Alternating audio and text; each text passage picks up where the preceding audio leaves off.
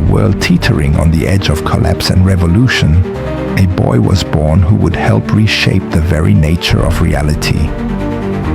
His name? Werner Karl Heisenberg. Born on December 5, 1901, in Würzburg, Germany, Heisenberg was raised in a household of academic rigor. His father, a professor of Greek philology, instilled in him a discipline and appreciation for intellectual challenges. By his teens, Werner showed exceptional talent in mathematics and physics. As World War I ravaged Europe, young Heisenberg immersed himself in problems of theoretical physics, finding solace in abstraction. He enrolled at the University of Munich at just 18, where he studied under Arnold Sommerfeld, one of Germany's great physicists. There he met future titans of the field: Wolfgang Pauli, Max Born, and Niels Bohr. The early 20th century had fractured classical physics. Einstein had rewritten space and time. Planck had quantized energy. But it was Heisenberg who would take the leap into a new world. In 1925, at just 23, Heisenberg, while suffering from hay fever on the island of Helgoland, composed the foundations of what would become matrix mechanics, the first complete formulation of quantum mechanics. He rejected the notion of describing atomic motion through intuitive visual models, and instead relied on observable quantities like spectral lines and energy levels. His groundbreaking paper, submitted with the help of Max Born and Pascual Jordan, redefined physics. It was not just bold, it was radical. Heisenberg declared that only observable quantities mattered, and in doing so, discarded classical ideas like precise orbits of electrons.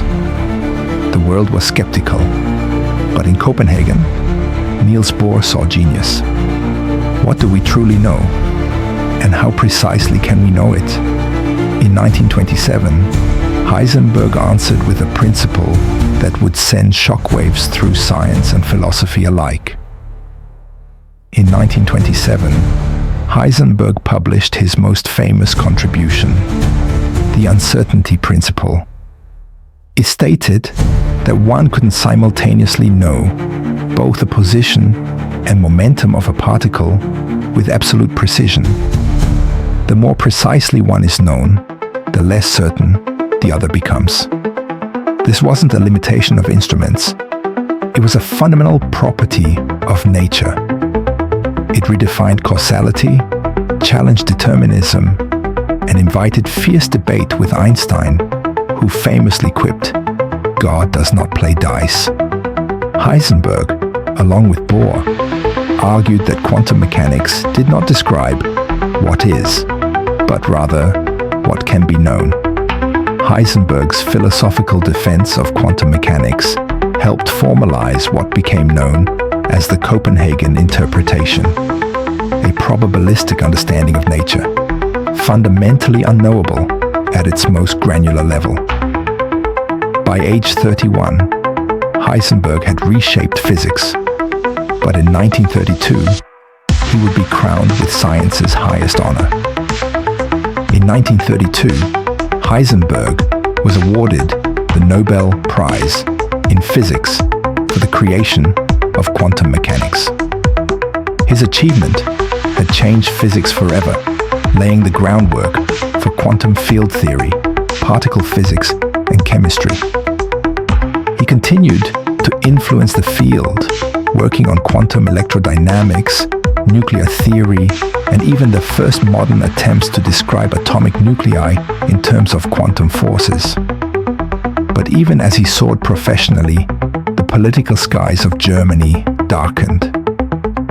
As the 1930s drew to a close, Heisenberg faced a new uncertainty, not of particles or measurements, but of morality and survival in a nation descending into tyranny.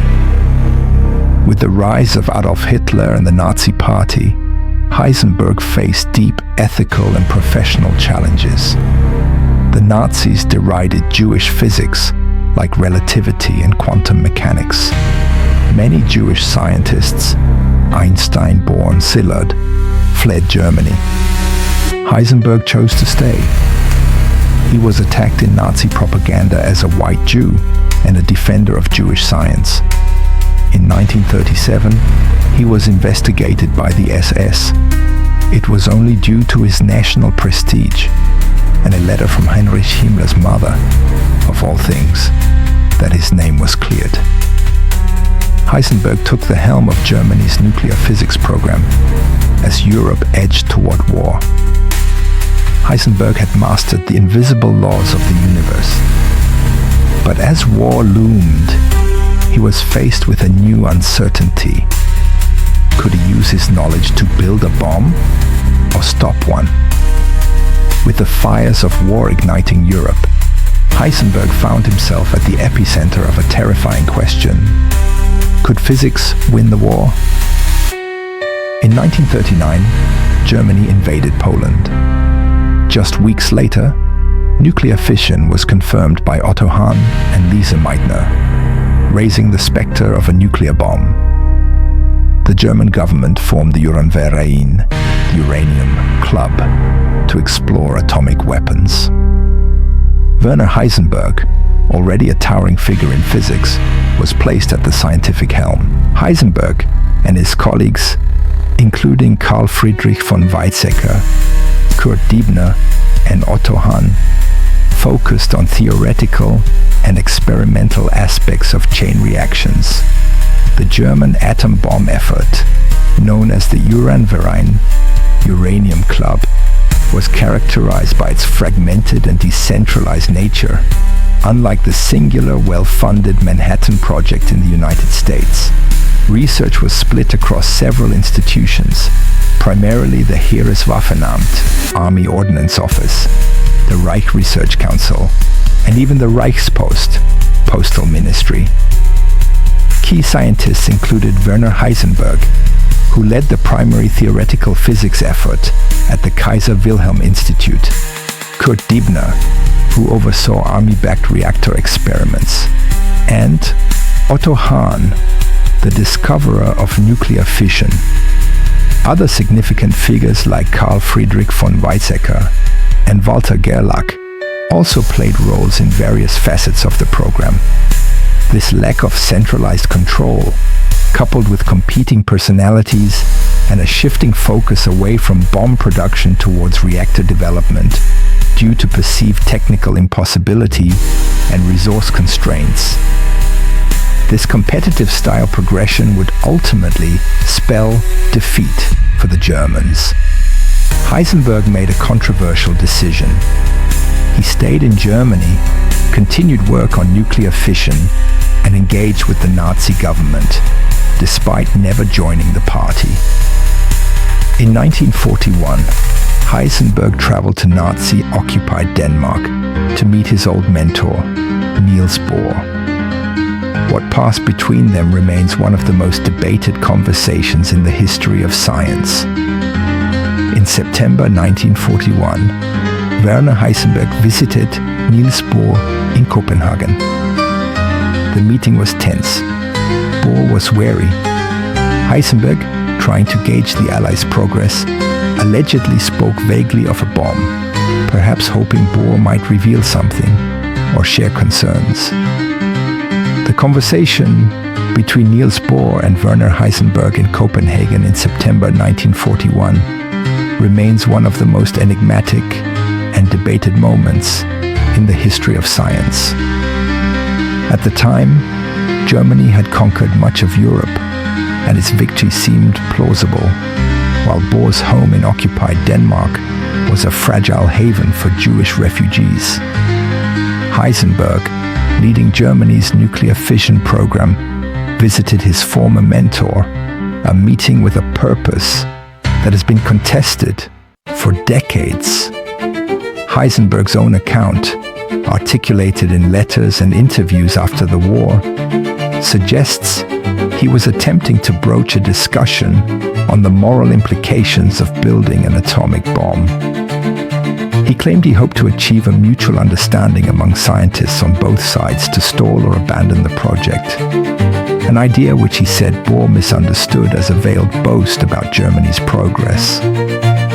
Bohr, however, never sent a letter he drafted in response in the 1950s, but it reveals a very different memory of the encounter. Bohr's unsent letter, which was released by his family after his death, paints a picture of extreme distress. He recalled that Heisenberg had come not to discuss moral ambiguity, but to tell Bohr that Germany's victory was inevitable and that significant progress was being made on atomic weapons. The conversation, which took place outdoors to avoid being overheard, became so tense that Bohr abruptly ended it. Bohr interpreted Heisenberg's words not as a plea for a pact, but as an attempt to pry for information on Allied efforts, or worse, as a naive proposition for collaboration. The conflict between these two accounts has fueled a deep and lasting debate.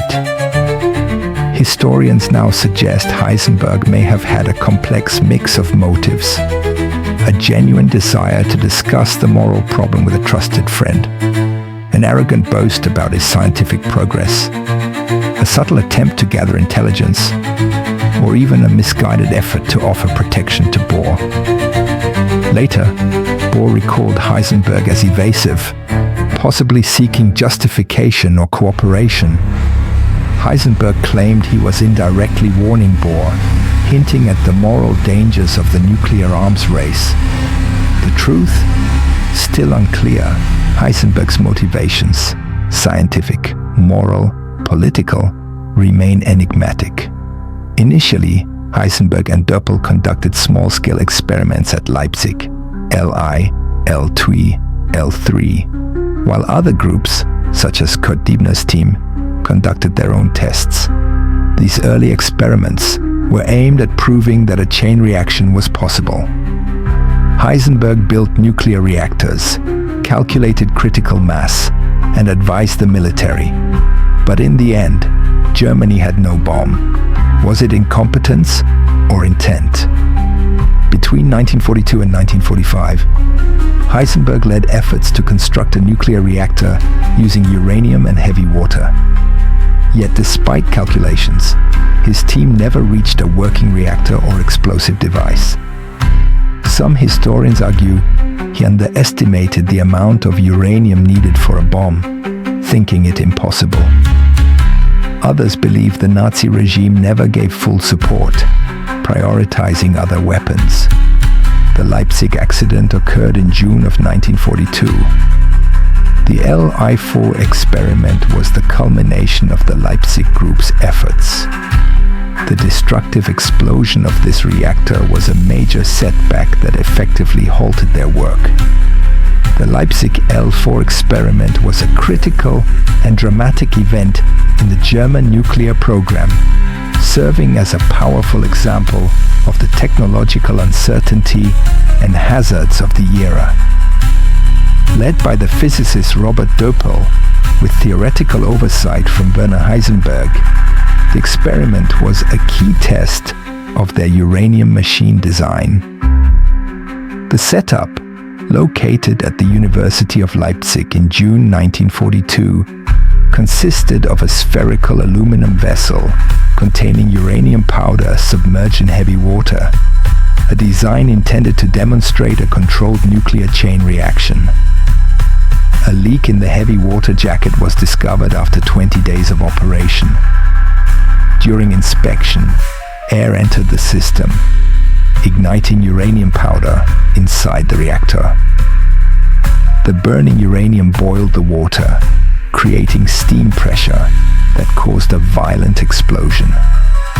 Glowing uranium powder shot up to the ceiling, and the lab was engulfed in flames.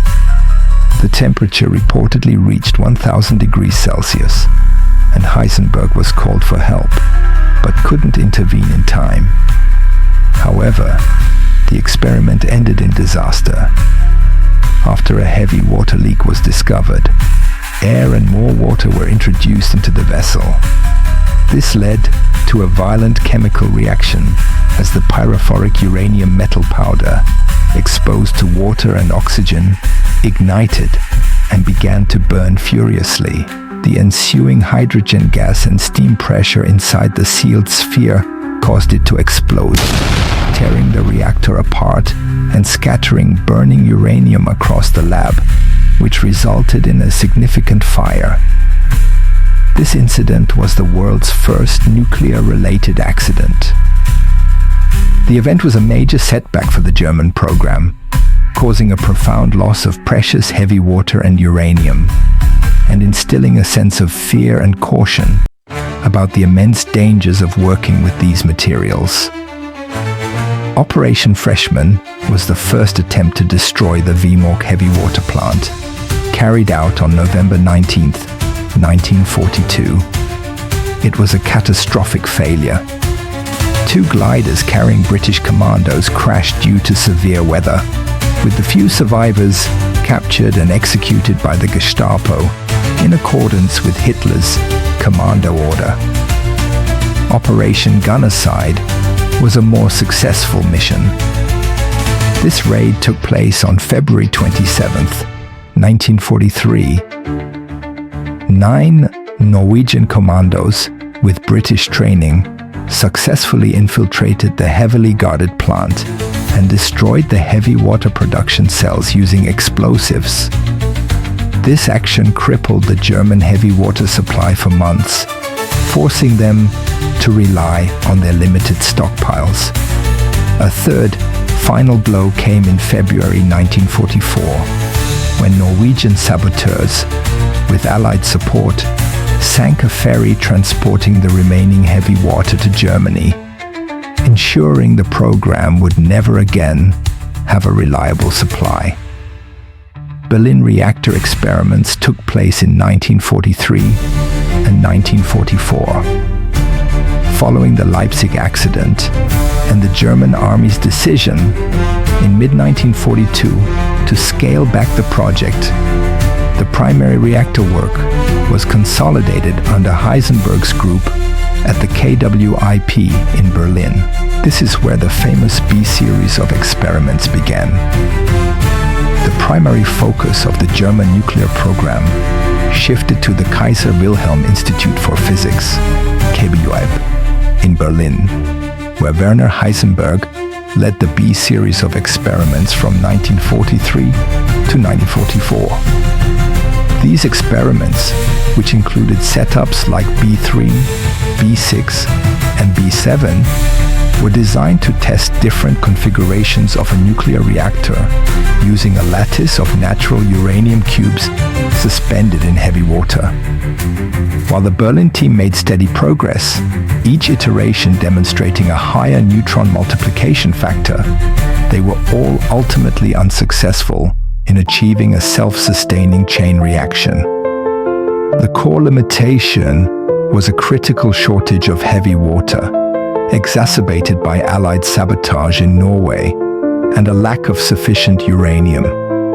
The Berlin experiments demonstrated a growing theoretical and practical understanding of reactor physics, but their failure to reach criticality was a direct consequence of the fragmented German effort and its inability to secure the necessary materials and industrial capacity. Experiments B3, B6, and B7 involved a lattice of uranium cubes and heavy water, testing different configurations. The BVI experiment in particular was the largest conducted in Berlin, but it still didn't reach criticality. As Allied bombing intensified, the Berlin team and their precious materials were moved south. They first moved to Haigerloch and Hechingen, 2 small towns in southern Germany. It was in a rock-hewn cellar at Haigerloch that they conducted the final and most famous experiment, B38, which featured the uranium chandelier.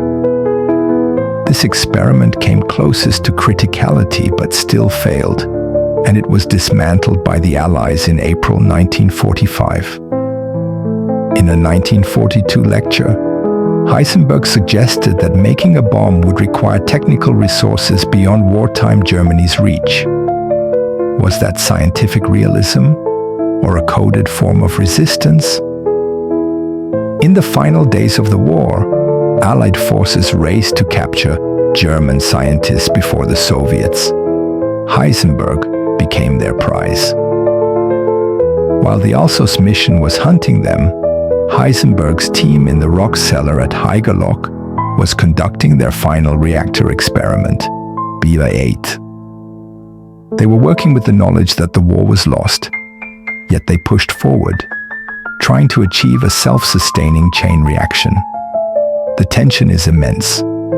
They are so close to a groundbreaking scientific achievement, even as their world collapses around them. When the German surrender became imminent, the scientists made frantic attempts to hide their work. They dismantled the reactor, burying the uranium cubes in a nearby field and sinking the heavy water in a cesspool. This act of hiding their secrets, literally in the dirt, is a powerful symbol of the end of the German nuclear program. As the Allies advanced, their intelligence grew more specific. They knew the German program's remaining assets, scientists and materials, were now located in southern Germany, a region designated to be occupied by the French. General Leslie Groves, head of the Manhattan Project, was determined to prevent German scientists and nuclear materials from falling into French, or, more importantly, Soviet hands. Groves ordered Colonel Boris Pasch to lead a swift and aggressive military operation, codenamed Harborage, to cut across the front lines, seize German facilities at Heigerloch and Heckingen, and capture the scientists before the French could get there. This was a secret mission, and Pasch's troops were often operating with limited support, sometimes ahead of Allied lines. This part of the story has all the elements of a spy thriller, with a ticking clock and a prize that could change the geopolitical balance of power. When Pasch's team finally reached the Heigerloch cellar, they found the dismantled reactor. Through interrogating the captured scientists, initially Hahn and others, they learned where the uranium and heavy water had been hidden. The discovery of the uranium cubes and the scientific documents in a cesspool, a detail Goudsmit found particularly satisfying, was the undeniable proof that the German effort had failed to produce a weapon. After Operation Harborage secured the primary German nuclear research facilities, Colonel Boris Pasch's ultimate objective became the capture of the program's lead scientist, Werner Heisenberg, who had fled to his family's isolated mountain cabin in Urfeld. In the final, chaotic days of the war, Pasch led a small, determined team into the Bavarian Alps, an area still thick with surrendering German troops and guerrilla units. Upon arriving in the town of Urfeld on May 2nd, 1945, Pasch's small force managed to bluff their way through a large contingent of SS troops. After a series of tense interrogations, he located Heisenberg at his cabin, where the scientist and his family were taken into custody. Pasch's capture of Heisenberg represented the dramatic culmination of the Alsos mission and the end of the Allied hunt for the German atomic program. Following the collapse of Nazi Germany, Werner Heisenberg and 9 other German nuclear scientists were interned at Farm Hall in England during Operation Epsilon, where their conversations were secretly recorded. The Allied goal was to determine the extent of Germany's atomic bomb program. The transcripts revealed the German effort was significantly behind the American Manhattan Project, and Heisenberg himself expressed surprise at the Hiroshima bombing, then attempted to quickly deduce its mechanics. On August 6, 1945, the Americans dropped the atomic bomb on Hiroshima, Heisenberg and his peers were stunned. His first reaction? Disbelief. I don't believe a word of the whole thing. They must have spent the whole of their £500 million in separating isotopes. And then, it's possible. He didn't think the Americans could do it. He later tried to recalculate how they might have done it, as if solving a mystery, explaining the principle of the bomb based on fast neutrons, something they hadn't effectively pursued for a weapon, thinking primarily of slow neutron reactors. They have used uranium, which is almost 100% pure, 235 isotope. That is the point. His earlier assessments had allegedly been technically flawed. He had drastically overestimated the required uranium mass. Did he fail out of error, or choose to avoid success? The war ended. The bomb was real. Heisenberg returned to a shattered homeland, and to the question, what is the role of a scientist in the atomic age?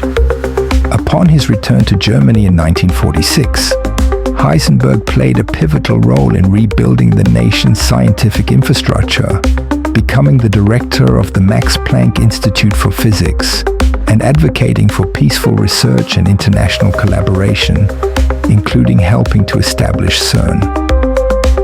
While his post-war physics contributions, such as his work on a unified field theory, were less impactful than his earlier quantum breakthroughs, he became a prominent voice against nuclear proliferation, notably as a signatory of the Göttingen Manifesto in 1957, which opposed West Germany's acquisition of nuclear weapons. Heisenberg's life was a study in paradox, clarity in physics, ambiguity in politics, a pioneer of certainty, trapped by uncertainty. Heisenberg died in 1976, aged 74, in Munich. To some, he was a brilliant physicist who tried to protect science in dark times. To others, he was too willing to serve an immoral regime. He never fully explained his wartime intentions. His uncertainty principle remains one of the most profound insights into the fabric of reality. But his life mirrored his science, where measurement changes meaning, and the observer is never truly detached. Until his death in Munich in 1976 at age 74, Heisenberg remained an influential public intellectual, delivering lectures on the philosophy of science and the ethical responsibilities of scientists, leaving behind a legacy as a foundational figure in quantum mechanics, whose later life was dedicated to scientific integrity and peace. His later lectures often grappled with the moral responsibilities of scientists in an age of powerful technology. The uncertainty principle for Heisenberg wasn't just about particles.